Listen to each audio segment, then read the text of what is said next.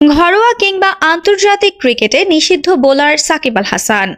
ইংল্যান্ডের ল্যাবে ত্রুটিপূর্ণ বোলিং অ্যাকশন শনাক্তের পর ঘরোয়া এবং আন্তর্জাতিক ক্রিকেটে বোলিং নিষেধাজ্ঞায় পড়েছেন বাংলাদেশের এই অলরাউন্ডার। আনুষ্ঠানিক এক বিবৃতিতে তা আগেই নিশ্চিত করেছিল বিসিবি জানিয়েছে, ত্রুটিপূর্ণ বোলিং অ্যাকশনের কারণে জাতীয় দলের allrounder Shakib Al Hasan England and Wales cricket বোর্ডের অধীনস্থ প্রতিযোগিতাগুলিতে বোলিং করার ক্ষেত্রে নিষিদ্ধ হয়েছেন। এর ফলে সাকিব বাংলাদেশের বাইরের কোনো ঘরোয়া প্রতিযোগিতা এবং আন্তর্জাতিক ক্রিকেটেও বোলিং করতে পারবেন না। আপনি কি ফটোগ্রাফার খুঁজছেন? আমাদের আছে এক ঝাঁক অভিজ্ঞ ফটোগ্রাফার। সেই সাথে আমাদের আছে সরকারি ও আন্তর্জাতিক প্রতিষ্ঠানের সাথে কাজ করার এক বিশাল অভিজ্ঞতা। আমরা কর্পোরেট, মডেল, প্রোডাক্ট, ওয়েডিং, জন্মদিন সহ সকল ধরনের স্পোর্টস ফটোগ্রাফি সর্বোচ্চ কম মূল্যে করে থাকি।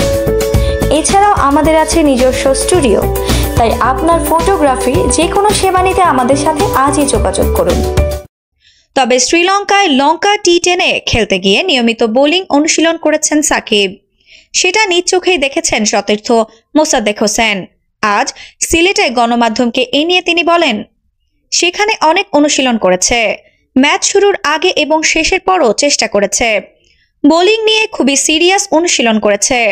পরীক্ষা দিবেন, সব ঠিকঠাক থাকলে আমাদের তো অবশ্যই আশা থাকবে পাশ করে আসুক, আবার ক্রিকেটে ব্যাক করুক, এটাই তো চাই।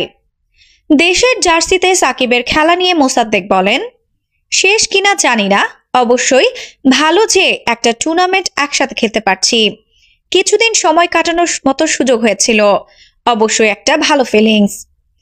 এদিকে এনসিএল টি20-তে ফাইনাল খেলতে পেরে উচ্ছ্বসিত মোসাদ্দেক। খুবই ভালো একটা ম্যাচ খেললাম, সেই ম্যাচটা জেতার পরে ফাইনালে ভালো খেলতে পারছি, ভালো, অবশ্যই ভালো লাগছে। আফসানা নওরিন, বাংলা স্পোর্টস।